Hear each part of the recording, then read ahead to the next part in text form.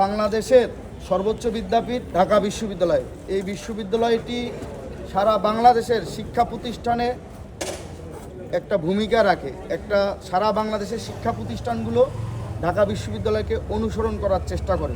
সেই ঢাকা বিশ্ববিদ্যালয়ের একটি গুরুত্বপূর্ণ সমিতি হলো সাংবাদিক সমিতি।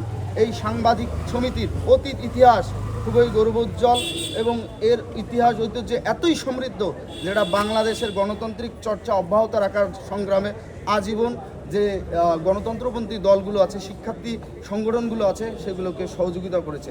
আমরা বিশ্বাস করতে চাই অতীতের ন্যায় বর্তমান যে একটি সাংবাদিক সমিতির কমিটি আছে, সেই কমিটি অতীতের ন্যায় তাদের অতীতের ইতিহাস ঐতিহ্যকে স্মরণ করে তারা তাদের কর্মসূচি পরিকল্পনা গ্রহণ করবে। আমরা সাংবাদিক সমিতিকে সর্বোচ্চ সহযোগিতা করতে চাই, কিন্তু সাংবাদিক সমিতি যদি কোনো অসৎ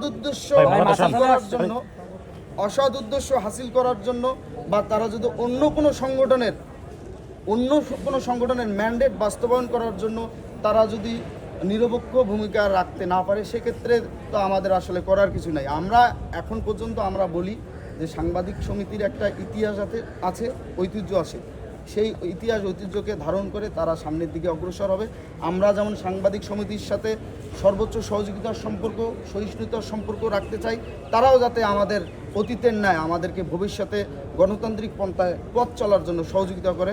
আমরা এই ব্যাপারে আমরা তাদের উপর আস্থা রাখি, বিশ্বাস রাখি। আমরা সাংবাদিক সমিতির সাথে কি ঘটেছে না ঘটেছে এজন্যই আপনারা জানেন বাংলাদেশ জাতীয়তাবাদী ছাত্রদল কেন্দ্রীয় সংসদ কর্তৃক 4 সদস্য বিশিষ্ট একটি তদন্ত কমিটি গঠন হয়েছে।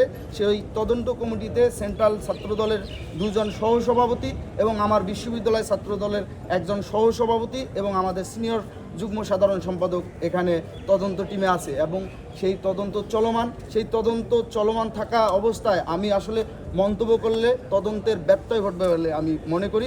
এজন্য আমরা তদন্ত কাজ সম্পূর্ণ হলে আমরা আনুষ্ঠানিকভাবে আপনাদের মাধ্যমেই আমরা জানিয়ে দেব।